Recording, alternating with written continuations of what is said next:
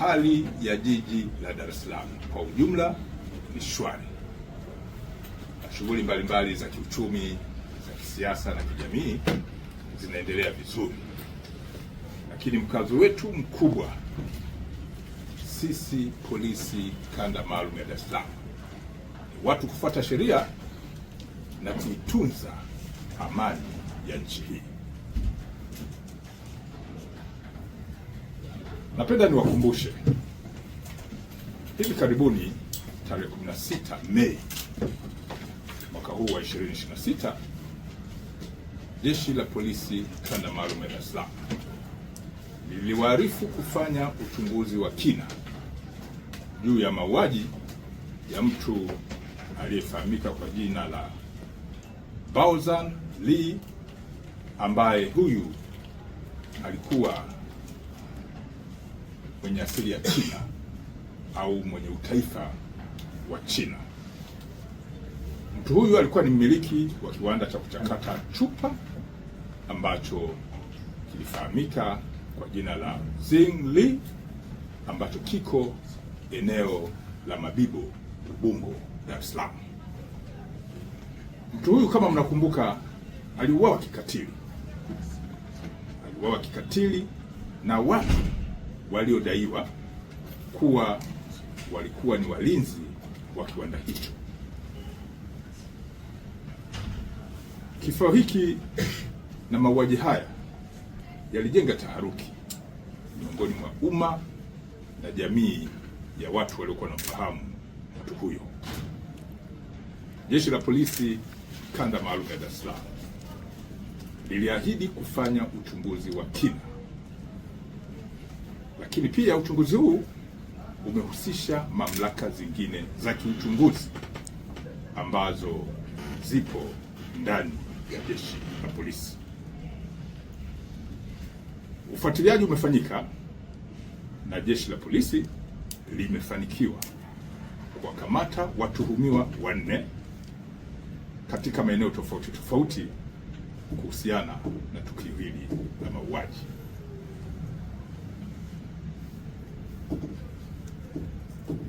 Watuhumiwa hao wote 4 baada ya kukamatwa wamehojiwa kwa kina kwa kuzingatia mifumo ya kisheria, na wamekiri kula njama kwa pamoja, baadaye wakamvamia usiku, kumshambulia na baadaye kumuua mtu huyo, baada ya kuwa wamemwibia kiasi cha pesa, kwa mujibu wa wao, kiasi cha pesa cha shilingi milioni 9.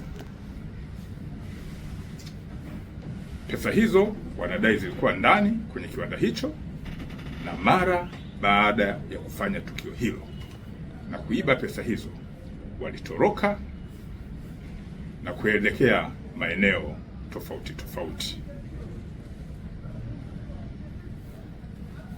Watuhumiwa hawa,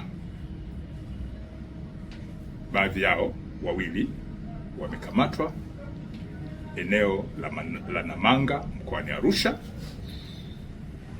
na wengine 2 wamekamatwa eneo la Mabibo hapa jijini Dar es Salaam kwa siku tofauti tofauti.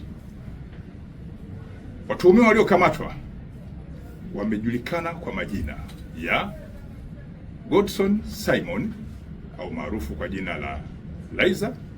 Huyu ana miaka 25, ni mkazi wa eneo linaloitwa Okolili, Siha, mkoani Kilimanjaro. Mtu mwingine aliyekamatwa ni Elisha Saitoti maarufu kama Lukmai. Huyu ana umri wa miaka 24 na ni mkazi wa eneo linaloitwa Mkonde, Handeni, mkoani Tanga. Mtu mwingine aliyekamatwa amefahamika kwa jina la Godfrey Laban maarufu kama Molel, mwenye umri wa miaka 30, ni mkazi wa Makongo, Kinondoni, hapa jijini Dar es Salaam. Mtu wa mwisho aliyekamatwa amefahamika kwa jina la Godson Pinel maarufu kama Isika, mwenye umri wa miaka 24, naye ni mkazi wa Kigamboni jijini Dar es Salaam. Watuhumiwa hawa baadhi yao baada ya kukamatwa wamekiri kutenda tukio hili, na baadhi ya pesa wamekiri kununua ng'ombe ambao wameonyesha, ambao wamechukuliwa na taratibu za kisheria ikiwemo na mifumo ya kisheria jinsi ya kufanya rekodi ya vielelezo hivyo itafanyika. Baadhi yao pesa walizozipora wamedai kununua ng'ombe na ng'ombe hao wamewaonyesha.